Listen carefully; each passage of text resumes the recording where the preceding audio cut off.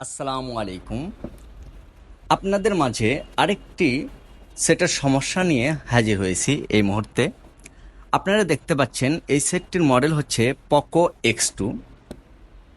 সচরাচর Poco X2 ফোনের front camera বা অডিও প্রবলেম হয়ে থাকে বা টাচ ইস্যু এই ধরনের সমস্যাগুলো হয়ে থাকে। কিন্তু এই ফোনের আমি যে সমস্যাটি দেখতে পাচ্ছি সেটা হলো ফ্রন্ট ক্যামেরাও কাজ করতেছে না, ব্যাক ক্যামেরাটিও কাজ করতেছে না।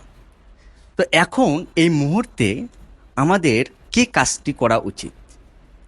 দেখুন, যেহেতু এই ফোনটি হলো ইনটেক, আর ইনটেকের কারণে যেহেতু পোকো সেটগুলো বিশেষ করে সিপিইউ থেকেই প্রবলেম হয়ে থাকে, তো আমরা ফার্স্ট টাইমে এই সেটটি খুলব। খোলার পরে আমরা দেখব যে এই সেটের যে বিষয়, কোনো জায়গায় কোনো কাজ টাজ করছে কিনা। মনে হচ্ছে ইনটেক, তারপরও আমরা এখানে খুললাম। খোলার পরে আমরা এখানে দেখতে পাচ্ছি যে সিপিইউ চারিপাশ দিয়ে কোনো রকম কোনো মানে কাজ করে নাই, বা মাদারবোর্ডটা একদম ইনটেক।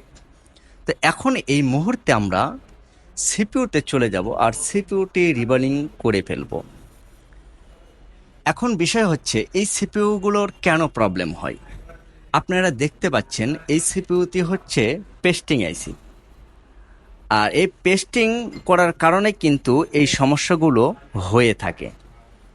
তো এই মুহূর্তে আমি চারে সাইড দিয়ে সিপিইউর যে গ্লু আছে এই গ্লুগুলো সমানভাবে কেটে নিচ্ছি, আর সাইটের যে কম্পোনেন্ট আছে এই কম্পোনেন্টগুলো সুন্দরভাবে ক্লিন করে নিলাম। এই মুহূর্তে এইখানে আমরা যে পেস্টটা দিয়ে হিট প্রয়োগ করতেছি, আমি এইখানে হিটটা রাখছি 330-এ। দেখুন, অনেকে সিপিইউ রিবালিং করে, কিন্তু রিবালিং করার পরে অনেক রকম সমস্যা দেখা দেয়। বিশেষ করে অনেকে নতুন যারা হয়ে থাকে তাদের ফোনগুলো রান হয় না সঠিকভাবে। তারা সিপিইউটি রিবালিং করে, সব কিছু ঠিকঠাক, কিন্তু ফোনটি রান হইতেও হয় না। এর কারণ কি?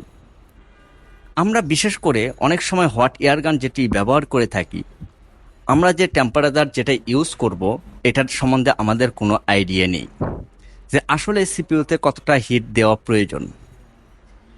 এখন আমি যে হট এয়ারগানটা ব্যবহার করতেছি সেটা হলো কুইকের হট এয়ারগান। এই হট এয়ারগানের মডেল হচ্ছে আপনার সুগানের 8610DX। এই হট এয়ারগানের যে হিটটি আমি রাখছি সেটা হলো 330-এ।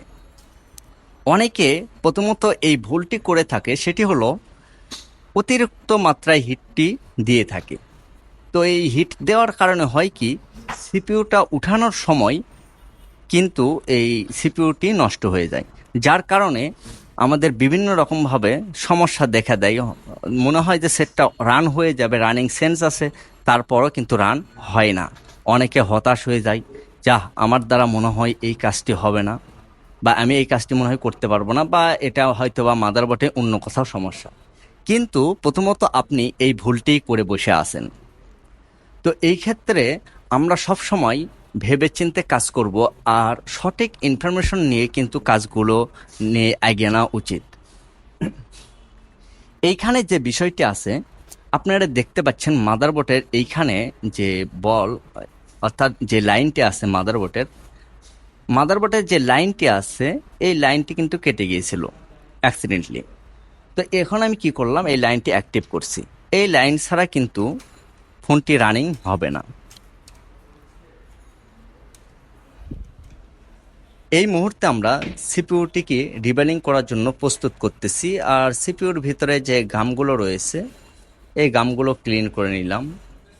এইখানে দেখতে পাচ্ছেন যে সিপিইউটি রিবালিং করার জন্য প্রস্তুতি নিলাম। এখন আমরা সিপিইউটি রিবালিং করব, আর রিবালিং করার পরে আমরা সেটের সেন্সটা আগে দেখব যে সিপিইউ ছাড়া যে সেন্সটা থাকার দরকার বা থাকার প্রয়োজন এই সেন্সটি আছে কি নাই। তারপরে কিন্তু আমরা সামনের দিকে এগাবো। এখন আমরা এই সিপিইউটি সুন্দরভাবে কাটিং করে নিলাম যে অতিরিক্ত যে বল ছিল অর্থাৎ লিড লেগে রয়েছিল এগুলো কিন্তু আমরা পরিপূর্ণভাবে কেটে সমান করে একদম নিয়েছি। কারণ প্রতিটা বল কিন্তু কার্যকরী আর এই বলগুলো কিন্তু অ্যাক্টিভ হওয়া উচিত।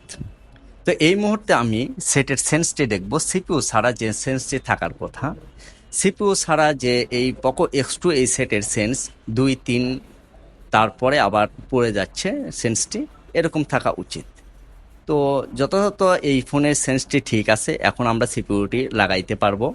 তো এখন যদি আমরা এই ফোনের সিপিইউটি লাগানোর পরে কিন্তু আবার আমাদের সেন্সটা চেক করা উচিত যে আসলে সেন্সটা ঠিকঠাক আছে কি নাই। এখন আমরা হট এয়ার গান দিয়ে এই ফোনের যে সিপিইউটি আছে এই সিপিইউটি সম্পূর্ণভাবে লাগানোর চেষ্টা করতেছি। আর এইখানে আমি আরেকটি কথা বলে নিই যে সিপিইউতে যে আমরা হিট প্রয়োগ করে থাকি লাগানোর ক্ষেত্রে, এখানে আমরা সঠিক ব্যবহার করি না। আমরা অনেক সময় এই সিপিইউতে অতিরিক্ত হিট দিয়ে ফেলি, যার কারণে হয় কি জানেন, আমাদের সিপিইউটি ড্যামেজ হয়ে যায়। আমরা এখানে হিট যেটা দিয়েছি সেটা হলো 290 হিট রেখেছি। আর 290 হিটে সিপিইউ লাগাইলে আশা করি সিপিইউটা অ্যাক্টিভ হয়ে যায়। এখানে আমরা সিপিইউটা একটু নাড়া দিয়ে দেখে নিলাম যে সিপিইউটি অ্যাক্টিভ হয়ে গেছে।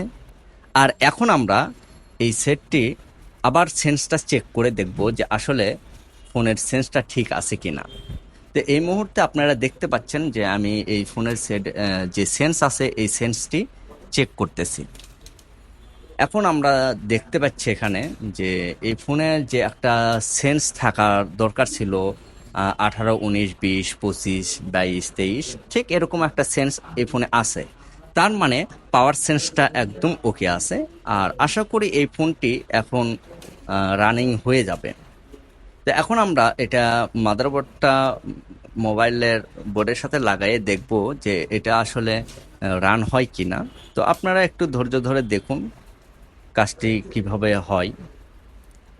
তো এখন আমি চার্জে দিলাম, চার্জে দেওয়ার পরে আমি দেখতে পাচ্ছি যে এখানে যে পকো লেখাটা আসার কথা ছিল সেটা আসছে। তো তার মানে এটা পাওয়ার ওকে হয়ে গেছে, এখানে চার্জিংও লোগো আসছে। তো এখন আমাদের যে সমস্যাটি ছিল যে ক্যামেরা যে ইস্যুটা, ঠিক আমরা এই ক্যামেরা ইস্যুটা আছে কিনা এটা একটু আমরা দেখব যে ক্যামেরা যে সমস্যাটা ছিল এই সমস্যাটা সলভ হয়েছে কিনা। তো এই মুহূর্তে আমরা ক্যামেরাগুলো সব কিছু লাগায় নিলাম, নেওয়ার পরে এই সেটটিকে আবার রান করলাম। রান করার পর আমরা এখানে দেখতে পাচ্ছি যে রান করার পরে এই সেটের যে বিষয় যে ক্যামেরাটা যে সমস্যাটি ছিল এই সমস্যাটা আছে কিনা এটা আমাদের দেখাটা খুবই দরকার। আর যদি আশা করি ক্যামেরাটা আসলে সলভ হয়ে যাবে, তারপরে আমরা একটু চেক করে দেখি, আপনাদেরকে দেখাই যে ক্যামেরাটা সলভ হয়েছে কিনা। তো আমরা ক্যামেরাটা অন করলাম, অনেকটা লোডিং নিচ্ছে কারণ এর আগে হয়তো বা অনেকবার প্রসেসিং করছে সফটওয়্যারে কিন্তু হয় নাই, যার কারণে প্রথমবার একটু সময় লাগছে। দেখেন ক্যামেরা ব্যাকটাও চলে আসছে, আবার ফোনটাও চলে আসছে। তো এইভাবে যদি কাজগুলো করা হয় সেই ক্ষেত্রে কিন্তু সাকসেসফুল হবে। আর সঠিকভাবে যদি কাজগুলো করা হয় তাহলে ইনশাল্লাহ সফলতা চলে আসবেই।